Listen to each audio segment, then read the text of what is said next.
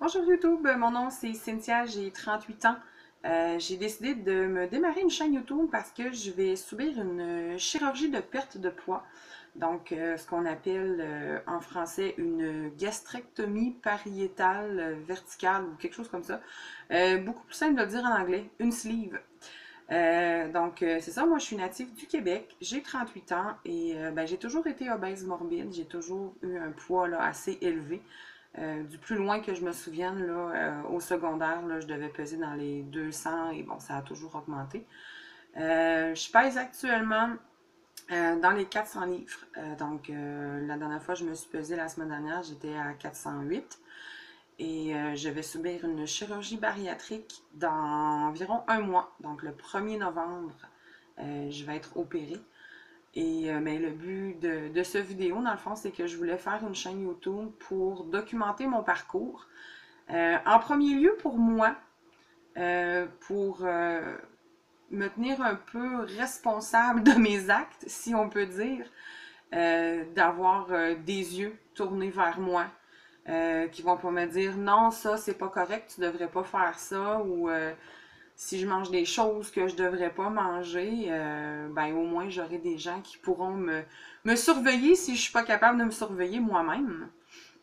Et aussi, c'est un peu pour ben, mon entourage plus éloigné. Désolée si vous entendez miauler, j'ai 3 chats dans la maison. Désolée. Donc c'est ça, c'est un peu aussi pour mon entourage, ma famille, mes amis, collègues de travail. Tu sais, pour pas que j'ai là à toujours appeler tout le monde. Puis, ah, cette semaine, ça a bien été. Cette semaine, j'ai mangé ci, j'ai mangé ça.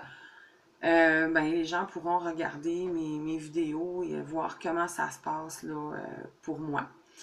Et aussi, ben, si ça peut aider d'autres personnes qui sont en attente d'une chirurgie, qui se posent des questions, qui se demandent s'ils doivent vraiment faire cette chirurgie-là, pardon, ou s'ils se disent ah non, moi je suis capable de faire ça par moi-même.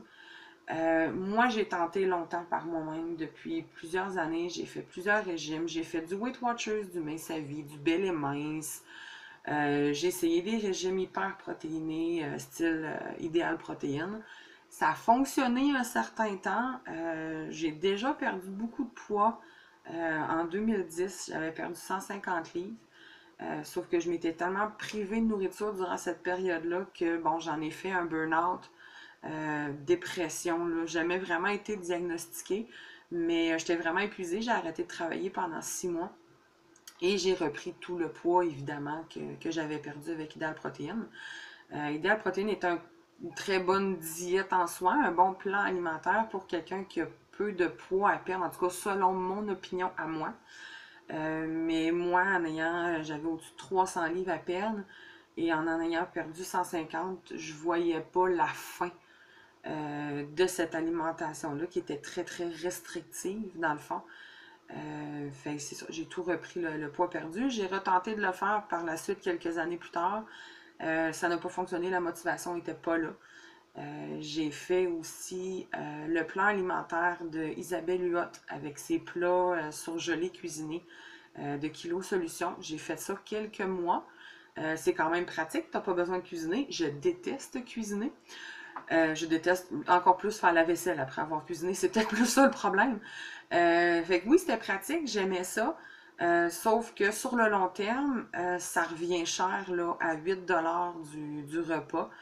Ça faisait 16 $ par jour et en plus de ça, il fallait t'acheter tes légumes, tes produits laitiers pour les collations, les fruits, ce que ça prenait pour les déjeuners. Donc, éventuellement, j'ai dû arrêter de faire ça aussi.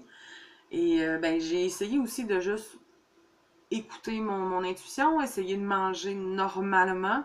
Mais on s'entend que quand tu pèses dans les 400 livres, et j'ai même déjà pesé dans les 500, mais je ne le sais pas exactement, il n'y a jamais eu une balance qui avait été capable de me donner mon poids.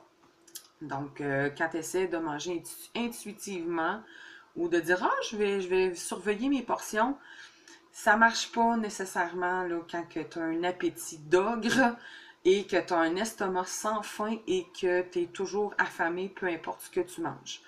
Donc, ben, la seule issue qu'il me restait, c'était vraiment la chirurgie bariatrique. Je vous expliquerai peut-être plus en détail les raisons qui ont fait que j'en suis arrivée à cette décision-là. parce que ça fait plusieurs années qu'on m'en parle. Je dirais même qu'on m'achale avec ça. Qu'on me dit, ben tu sais, Cynthia, faudrait que tu y penses, faudrait que tu te fasses opérer, c'est la seule façon que tu vas pouvoir perdre du poids. Puis moi, j'étais catégorique, je voulais rien savoir. Moi, j'avais une peur bleue des hôpitaux. J'ai même une peur du dentiste. Je prends un calmant avant d'aller me faire un nettoyage chez le dentiste. Je manque de perdre connaissance pour une prise de sang. Bon, maintenant, c'est plus le cas, là, je me suis habituée. Mais c'est ça, j'étais très, très craintive. J'avais déjà fait des démarches auparavant, mais ça n'avait pas abouti. Je vous en parlerai aussi dans une autre vidéo là, de vraiment toutes les démarches qui m'ont amené au point que j'en suis rendue là. Donc, c'est ce qui est mon petit vidéo d'introduction. Donc, je vais tenter de vous faire quelques vidéos par semaine d'ici à ce que j'ai ma chirurgie qui est prévue pour le 1er novembre. Je vous ferai vraiment là, un vidéo vraiment pour présenter là, qu'est-ce qui m'a amené dans le fond à cette chirurgie-là, ça a été quoi les étapes qui m'ont amené là, quelles sont les prochaines étapes qui s'en viennent aussi. Donc, mais je vous remercie d'avoir regardé et si ça vous intéresse, ben, vous pouvez vous abonner à la chaîne et cliquer sur la petite cloche à côté là, pour être notifié lorsque je vais poster un nouveau vidéo. Là, je parle bien parce que c'est mon premier vidéo, j'essaie de bien parler, mais probablement que le naturel va revenir au galop. Je suis une Québécoise, je suis une Gaspésienne. Ça se peut des fois que je dise des expressions que vous ne connaissez pas parce que vous n'êtes pas de la Gaspésie, vous pouvez être de Québec, de Montréal, etc. Si vous êtes des cousins de France, désolé pour l'accent, mais vous allez devoir vous y faire. Ça se peut que des fois vous ne compreniez pas tout ce que je dis non plus. Et aussi, ben, je tenais à préciser que j'ai pensé longtemps faire ma chaîne en anglais. Parce que je suis bilingue et mes références à moi sont beaucoup anglophones. Parce que depuis que je sais que je vais être opérée, j'ai fait beaucoup de recherches sur YouTube. Je me suis abonnée à beaucoup de chaînes de personnes qui ont été opérées, qui ont eu la même chirurgie que moi, qui ont eu d'autres types de chirurgie aussi.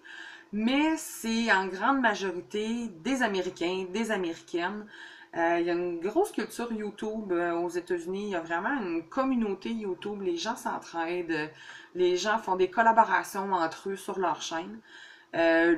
C'est vraiment pas mon but de partir une mode de YouTube pour les gens qui se font opérer. S'il y a des gens qui veulent participer à ma chaîne, parce qu'éventuellement, j'aimerais ça faire des vidéos, peut-être des meal prep, des journées de planification de repas. Fait que s'il y a des gens éventuellement qui aimeraient se joindre à moi, on pourrait faire des collaborations de vidéos, de partager nos recettes, des choses comme ça.